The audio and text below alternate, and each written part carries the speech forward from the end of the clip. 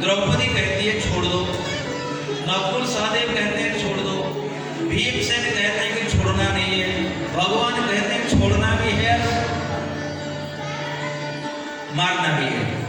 अर्जुन ने कहा कन्हैया हमेशा तेरी बात टेढ़ी है, तू ये समस्या को सुलझा रहा है कि मैं ज्यादा उलझा रहा है, तू कर क्या रहा है? तू इधर भी करने के लिए कहता है, उधर भी करने के लिए कहता है, फिर तुझे क्या करना चाहिए? पर भगवान की जो हार्दिक इच्छा थी अर्जुन समझ गए, और अर्जुन ने क्या किया, अश्वत्थामा के केस काटे और उनके मस्तक पर एक मणि थी उसको छीन लिया और उसको धक्के मार करके राज्य से निकाला। तो शास्त्रों में कहा गया है यदि ब्राह्मण कहीं दोष करता है तो 3 पनिशमेंट उसको मिलना चाहिए। उसके बाल काट दो, बाल दाढ़ी बोल के रखा है, बाल काट दो, दाढ़ी काट दो, और उसका धन हर लो और उसको अपमानित करके देश से निकाला, देश से उसको भगा दो। बस ब्राह्मणों के लिए यही दंड है, उनको मारना नहीं चाहिए, क्योंकि शास्त्र कहता है कि ब्रह्म रक्तम ब्रह्म गुह्यम नारीणाम कुछ मंडलम शंख घंटा प्रदीपंच न सहित वसुंधरा। ये धरती 5 चीजों को सहन नहीं कर पाती। क्या क्या है? ब्रह्म रक्त, ब्राह्मणों का रक्त ये धरती सहन नहीं करती। जब कोई ब्राह्मणों को मारेगा उसको बहुत अपराध आएगा, और ब्राह्मणों को कभी बिना आसन का धरती पर नहीं बैठना चाहिए, कभी नहीं बैठना चाहिए, धरती को बर्दाश्त नहीं है। नारीणा कुछ मंडलम, नारियों का वक्षस्थल माताओं का वो भूमि का स्पर्श नहीं करना चाहिए। इसलिए जब प्रणाम करते हैं तो पुरुष को ऐसा सीधा दंडवत कर सकते हैं, ऐसा कर सकते हैं, बिल्कुल गिरे। लेकिन माताएं जब प्रणाम करेंगे पंचांग घुटना माथा और हाथ, आप लोग कभी लेट के मत प्रणाम करना, अपराध हो जाएगा, क्योंकि ये स्तनाग्र धरती पर नहीं रखना चाहिए, ये धरती का नियम है। शंख को कभी भूमि पर नहीं रखा जाता, कभी देखा किसने? शंख को स्टैंड पर रखना चाहिए, और दिया को भी कभी भूमि पर नहीं रखना चाहिए, कोई ना कोई आसन या कोई ईंट पत्थर जो भी थोड़ा ऊंचा करके रखना चाहिए। ब्रह्म रक्त ब्रह्म गुह्यम नारिणाम कुछ मंडलम शंख घंटा प्रदीपंच न सहित वसुंधरा। नहीं होना चाहिए, इसलिए ब्राह्मण को नहीं मारना चाहिए, और उसने ये तीनों पनिशमेंट देकर उसको भगा दिया। पर दुष्ट जो होता है ना वो हमेशा की दुष्ट। अश्वत्थामा गया पर उनके भीतर पुनः बदला लेने का भाव आया। उन्होंने कहा नहीं, पांडवों को नहीं, मैं पांडवों को भी मार दूंगा, और पांडवों का जो उत्तराधिकारी उत्तरा के गर्भ में पल रहा है उसको भी मैं मार दूंगा। तो कहते हैं कि दूसरी बार ब्रह्मास्त्र छोड़ा पंच पांडवों के लिए, और उत्तरा के गर्भ में जो पल रहा था परीक्षित के। उस समय उत्तरा और भगवान श्री कृष्ण महाभारत युद्ध के उपरांत वो हस्तिनापुर जाने के लिए तैयार हुए थे। उसी समय उत्तरा दौड़ी दौड़ी आती है, पाहि पाहि महायोगी देवदेव जगत्पते नान्यं तदभयं पश्ये यत्र मृत्युः परस्परम्। ये श्लोक चलिए सभी लोग गाते हैं, मैं दो शब्द कहूँगा, आप भी मेरे पीछे 2 शब्द कहना। पाहि पाहि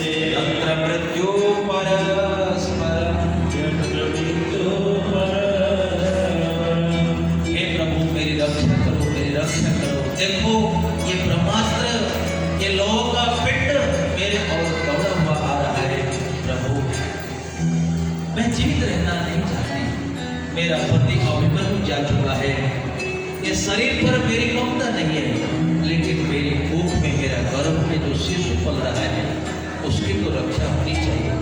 प्रभु आप जगदीश्वर हो। भगवान श्री कृष्ण ने कहा, आपके समीप आपके ये ससुर जी सब बैठे हुए हैं, युधिष्ठिर है, भीमसेन, नकुल, सहदेव, अर्जुन, ये बड़े बड़े शक्तिमान है, आप इनके पास क्यों नहीं जाते? आप इनसे दया की प्रार्थना कर सकते, इनसे रक्षा की कामना कर सकते। जाओ, सबसे कुरुवंश की छोटी बहू थी उत्तरा, सबसे बड़ी थी कुंती, कुंती के नीचे द्रौपदी, द्रौपदी के नीचे उत्तरा। मानो उत्तरा कहती है, मैंने तो सब कुछ देख लिया, मेरी जो सास, दादी सास, मैंने कुंती को भी देख लिया, सदैव ये दुखी रही, और जब भगवान को पुकारा इनका दुख हुआ। और मेरी जो सास है द्रौपदी, इनको भी देख लिया, इनका वस्त्र हरण करते समय पंच पांडव तो वहीं बैठे, किसने सहायता नहीं करी? वही जगदीश्वर कृष्ण ने उनकी सहायता करी। पांडवों की रक्षा तो भगवान ने ही करी। इसलिए मैंने सोचा कि जिनके पास जाने से कोई लाभ नहीं है, उनके पास मैं क्यों जाऊं और सीधे आपके पास क्यों ना जाऊं? भगवान श्री कृष्ण बहुत प्रसन्न।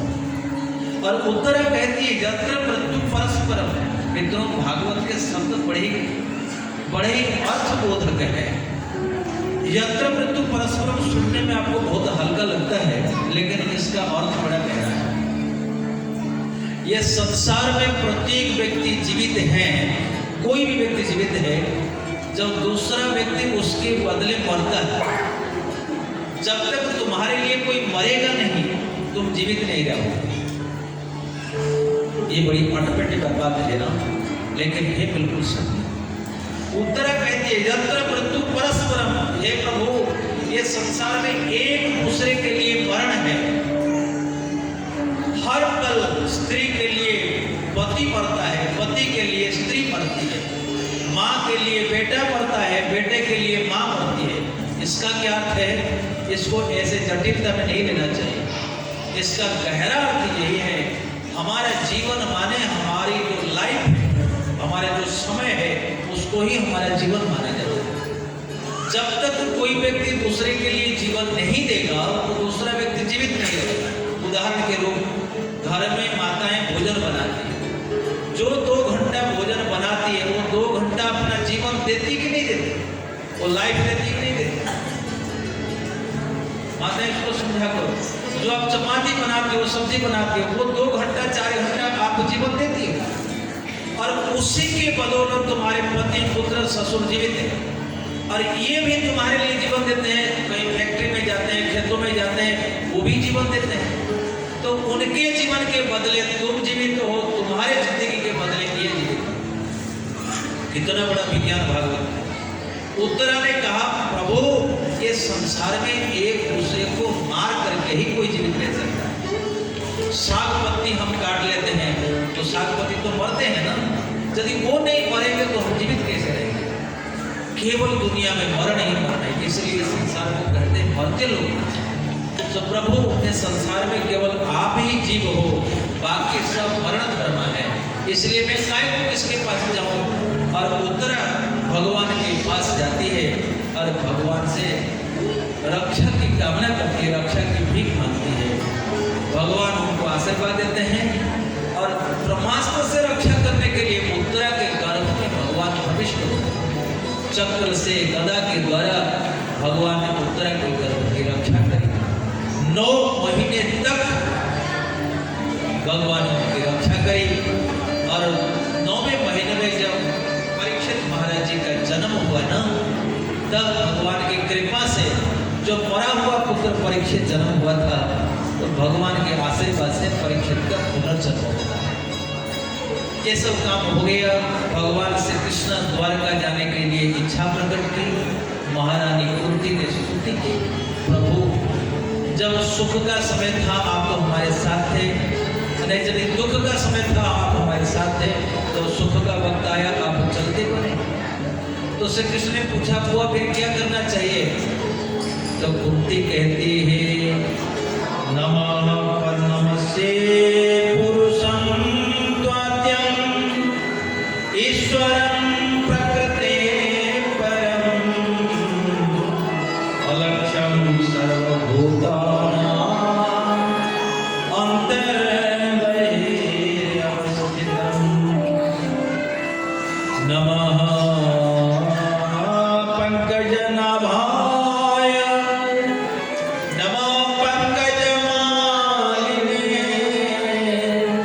नमो पंकजनेत्राय नमस्ते पंकजमुने। बुआ ने प्रार्थना करी, हे कृष्ण विपत्ति के समय आप हमारे साथ थे, आज जो संपत्ति आई आप चले जा रहे हो, कुछ दिन तो रहो हस्तिनापुर में।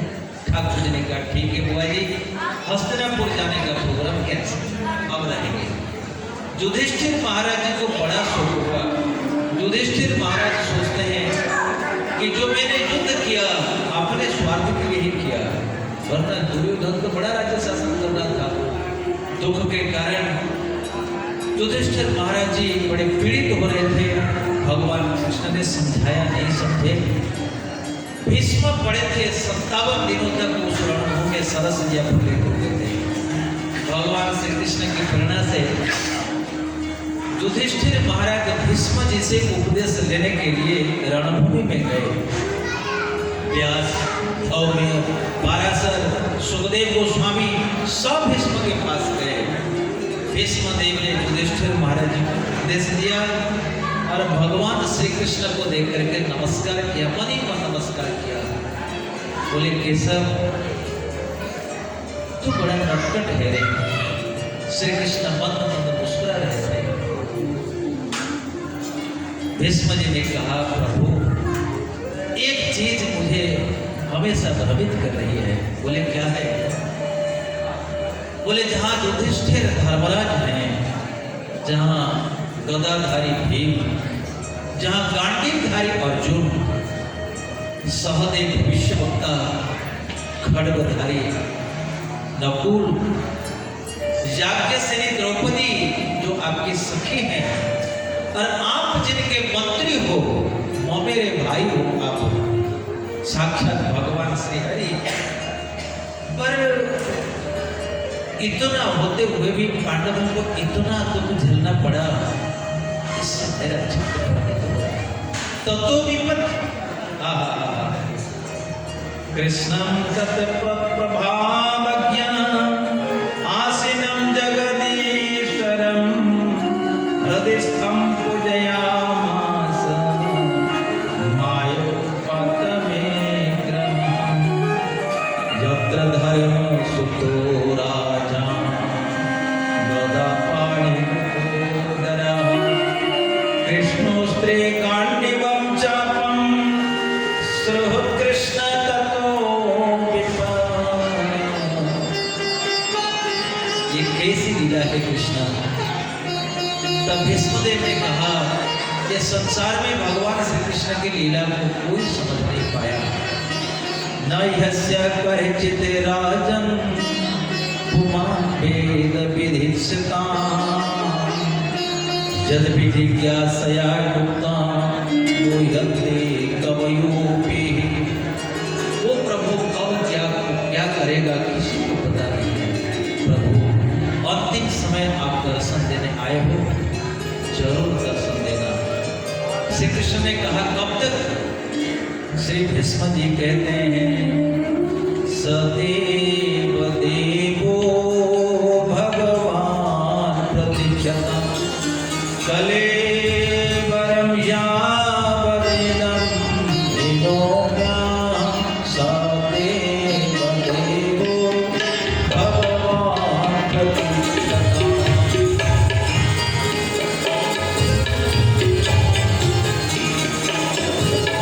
सदैव देवो भगवान प्रतीक्षता कलेवरं यावदेनं